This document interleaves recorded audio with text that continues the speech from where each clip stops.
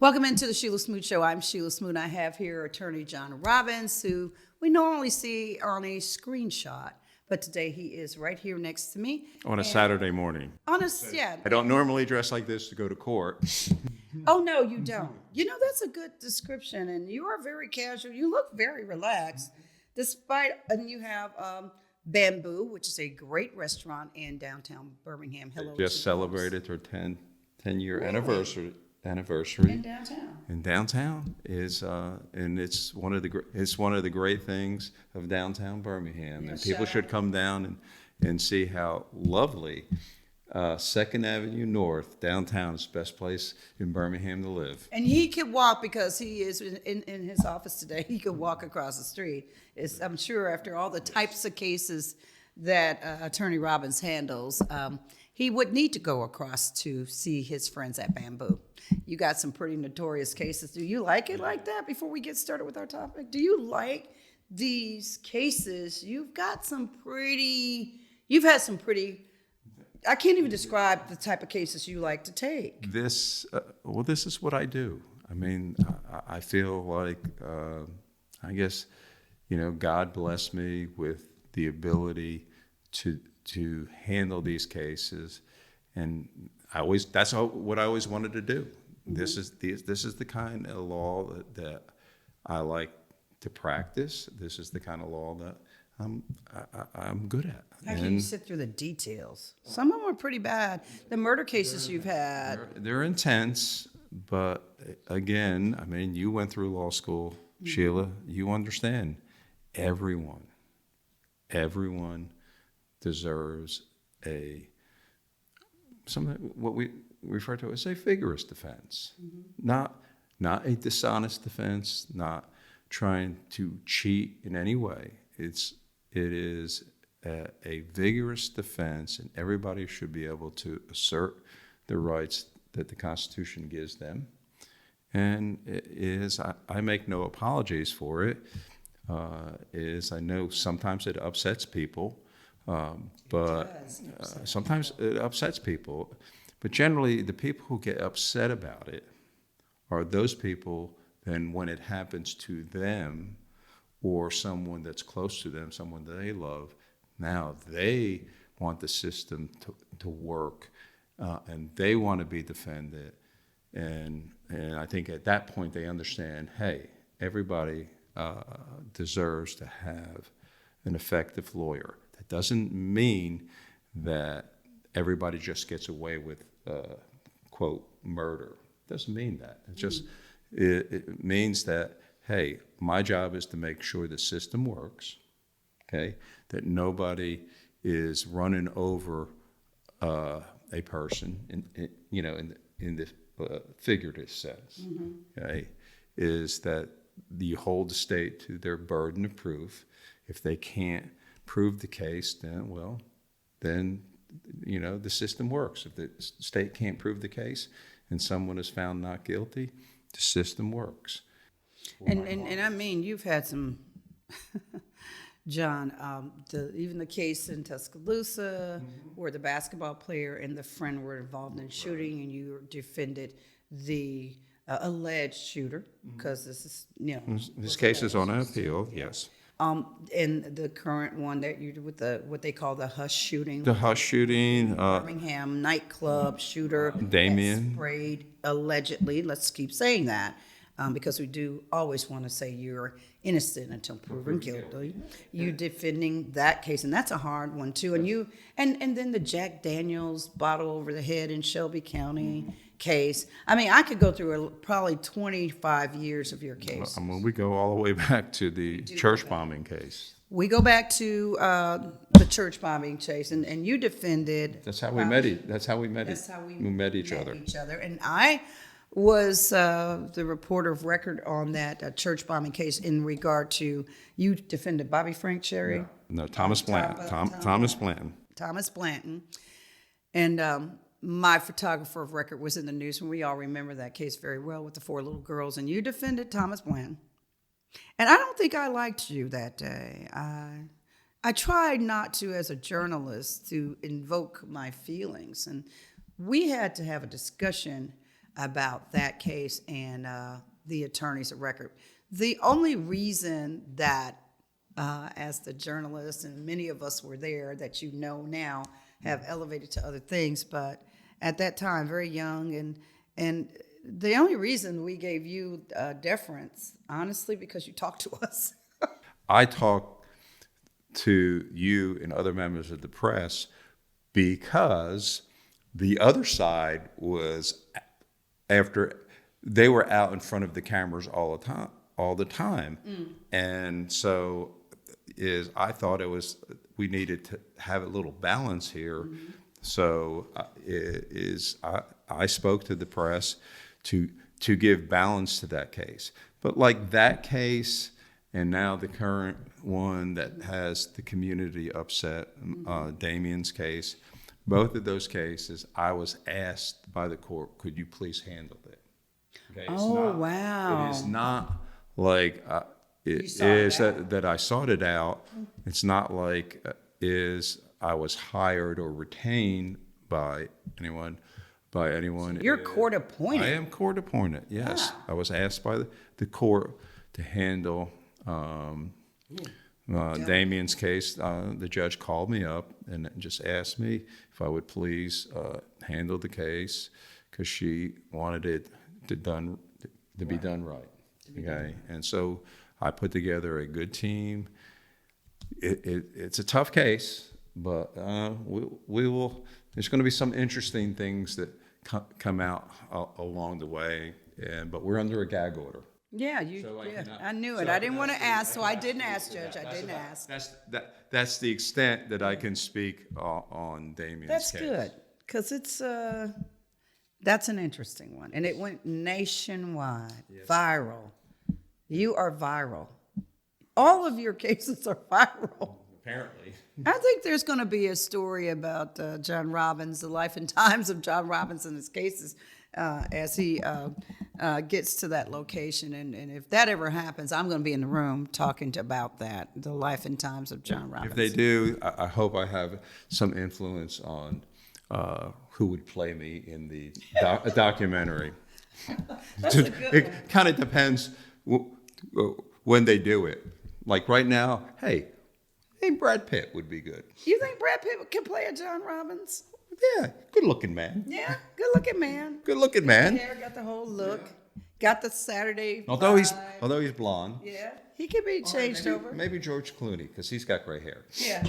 We're going to jump into our topic. Welcome into the Shelia Smoot Show. I'm Shelia Smoot, attorney John Robbins, crime of the week. And today's topic is what constitutes being an accessory to a crime? What constitutes being an accessory to a crime? Now, John, a lot of folks are, and it's just anybody. I can't even couch it to kids or older adults. It's just people will jump in a car, go somewhere. Next thing you know, there's a crime. Well, how did it happen? We're just going out. We're hanging out. You've had a client like that where you're just hanging out. We're just going out. No big deal. No intent needed. And all of a sudden, everybody in that group, not just that individual, something went down. And now they're hauling everybody in. And your person saying, I didn't do anything. I don't know what's going on.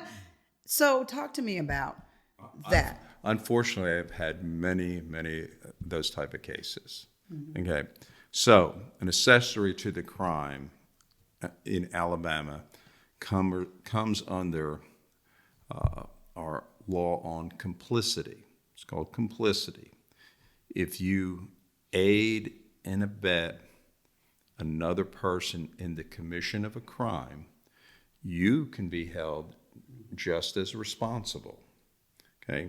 So the classic law school example is if two people go to rob a bank, one person waits in the car with the engine running, mm-hmm. and the other person takes a gun and goes into the bank and robs the bank. Well, one would think, well, the person that went into the bank with the gun to rob committed the robbery, but the driver of the getaway car is just as guilty because that person aided and abetted, assisted the other person in committing the crime. Now, under the complicity theory, under Alabama, mere presence at the scene of a crime, just because you're there, that's not enough to hold somebody responsible. So if you are there when one of your groups wants to commit a crime, just because you're there doesn't make you complicit, doesn't make that you did something wrong. Now, if you were there to offer assistance, if assistance was needed, in other words, if you intended that crime be committed and you were there to help, even though your help wasn't necessary, you can be held responsible. If you are there where you're egging on, you're offering, the term offering words of encouragement, okay, that could be enough to hold you responsible for. Like even if you're saying, yeah, dude, just do it. Yeah, go ahead. And that could be enough. Really? That could be enough. Where, But it might have been like, I'm just joking. okay, example. Here's a current example: the Cincinnati case, where there was, it was in the news recently that there was there appeared, and it's all on, apparently on video, where there's a group of people attacking another group, and so if you're standing by and punch him, do it. That could be enough to hold you complicit. So Your words can hurt you. your words can. So as I tell all my clients, you need to be careful of what car you get into, of who you hang around with. To me, if I had, fortunately, both my children are grown, okay, but if I had a teenager, I would tell them, you know what, you do not get into a car with anyone else, okay, and here's your car. You don't let anybody in your car, because you don't know you get into a car, and it happens just all the time. You get a group of young men or a group of young women, Or just a group of people just hanging out. Just a group of people. They're hanging out and they're driving around, and what we see is what we've seen enough lately is driving around. One person or more than one person has a gun, and then they see somebody, somebody in the car sees somebody that they have a beef with, and then that person wants to say, "Hey, slow down. Let me shoot at that person." Okay, everybody in the car, is put in a situation where, hey, I'm not the trigger man. I didn't do it. I didn't know he was going to do it. I didn't know he was going to do it, and if they all get arrested, then the people that have to go, Because that's what the police are going to do. They get arrested and they're going to court and say, "Look, I didn't have anything to do with it. I was just there," and that's sometimes that's a hard sell. Okay? Is it?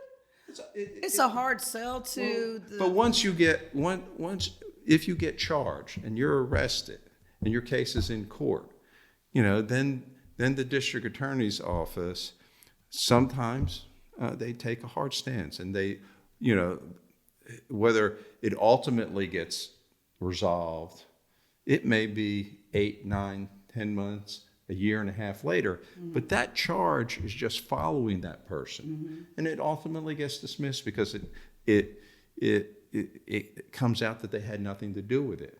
But for a year, 18 months, 2 years, as it goes through the court system,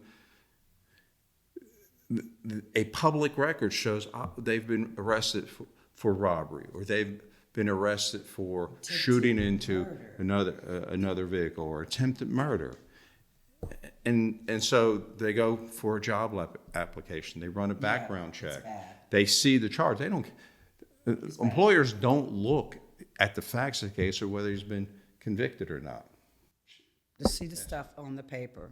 I think that ought to change. I think it does not play well to the fact that you think you're innocent until proven guilty. Right. So when you've got those documents out there that are allowed to be within, anybody can pull up on a job application, I don't think it's fair that they know. And then you also know when something is going to be dismissed, but it's on the record. That's being guilty until proven innocent. Sure. That needs to change. And that principle of you're presumed to be innocent. Presumed. Okay, you're presumed to be, and technically, you are presumed to be not guilty.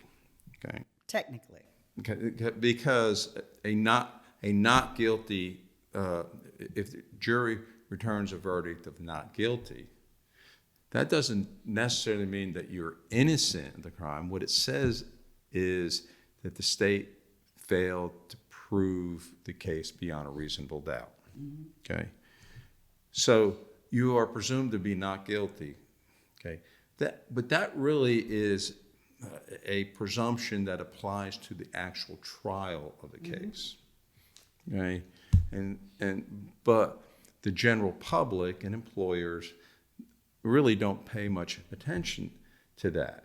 And once you're arrested and it gets to become a public record, okay, if the charge is dismissed or if you're found not guilty, it's still there. You have to take other steps to have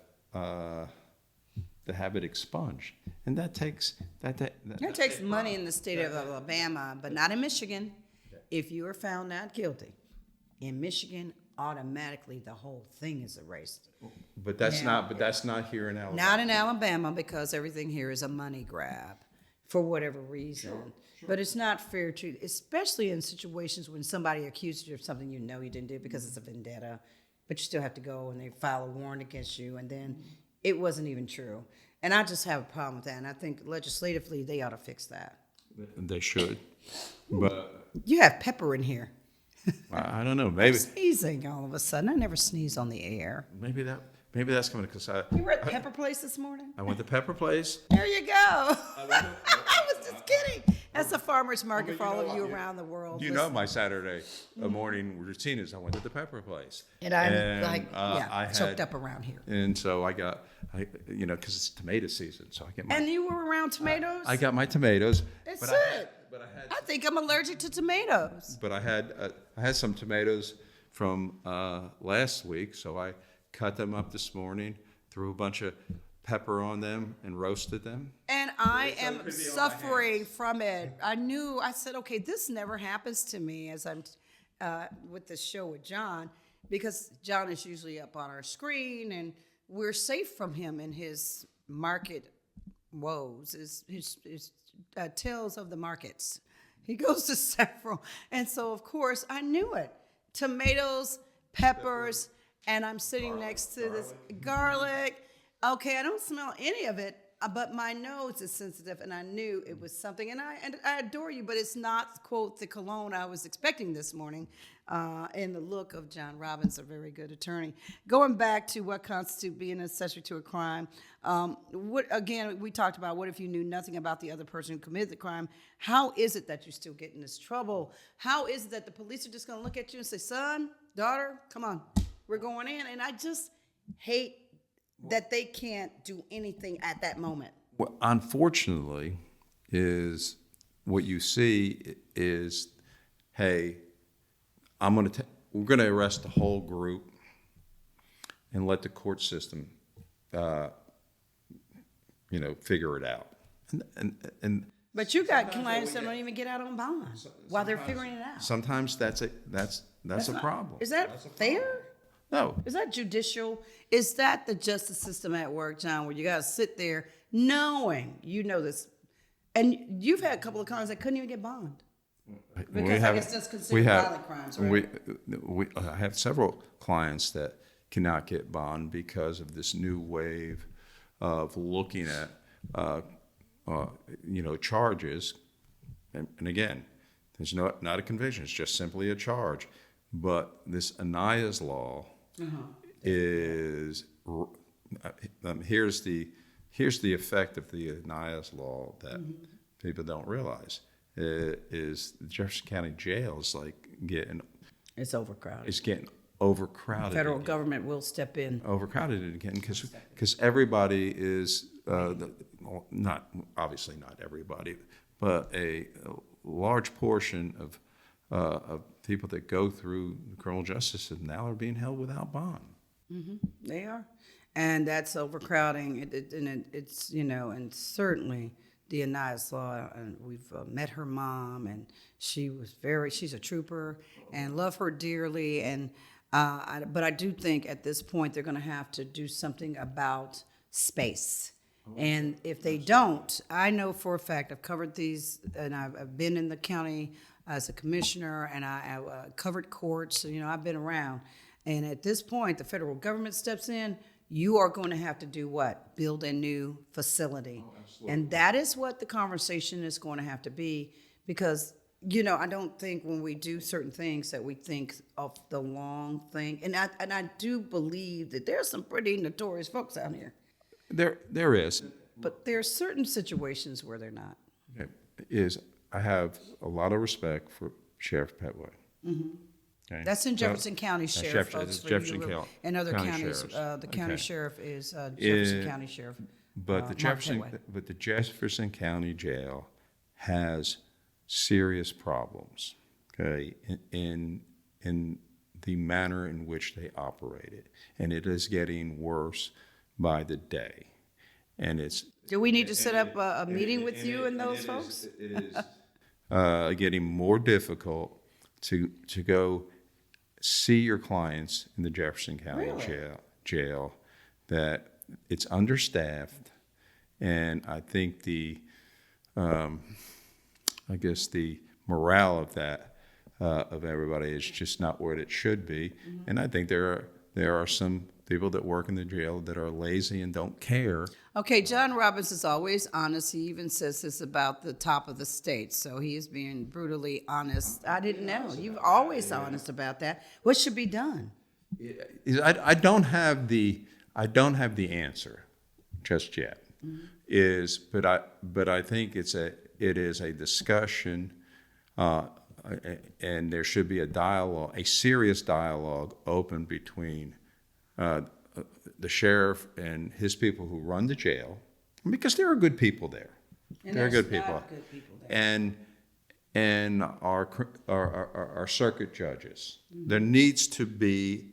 You need those layers to come together. And say, look, Wow. lawyers need access to their clients. I agree with that. Okay. I agree with that. Okay, lawyers need access to their clients, and it should not be this limited window.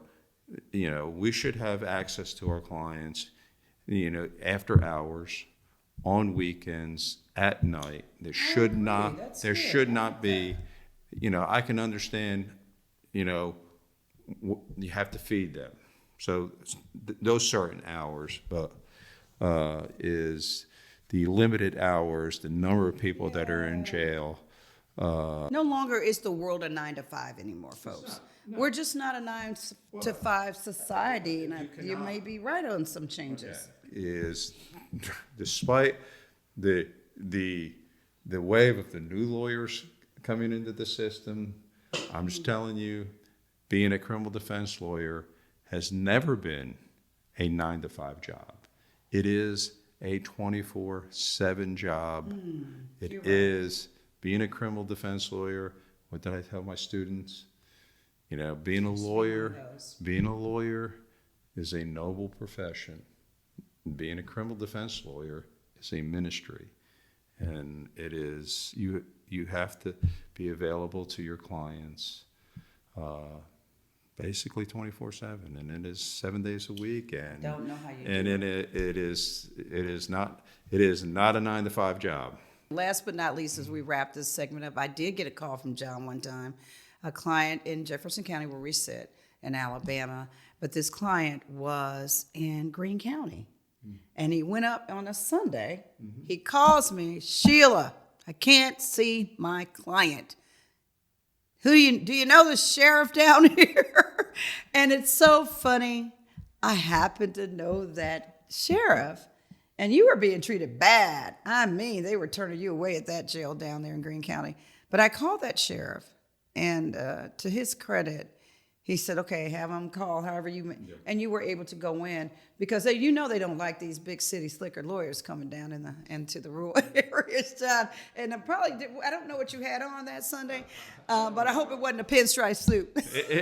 It wasn't. It wasn't. It's just something about the pinstripe suit, John. Just something about it. I know, but sometimes you just have to wear it. Hey, we're going to wrap up this segment. Good information today, and we're going to try to get you some meetings because you do have some good ideas, and I'm sure some of these folks would love to hear your perspective on that. Once again, folks, John, how do we get in touch with you? Is 24/7 is my number is 205-835-6818. That's 205-835-6818. If it's after 5 o'clock or anytime, send me a text message because you never know where I'm at. I will get back with you. So, ladies and gentlemen, always be aware of who you're with because it can get you into trouble even though you had no intention of doing anything wrong. Just be aware of who you're running with. And could make a difference between your life and death in a weird way, being in jail for the rest of your life. John, thank you so much. Remember, don't get a gun. Get a lawyer. Get a lawyer. Attorney John Robbins, Crime of the Week. I'm Shelia Smoot on the Shelia Smoot Show. I'll see you next time.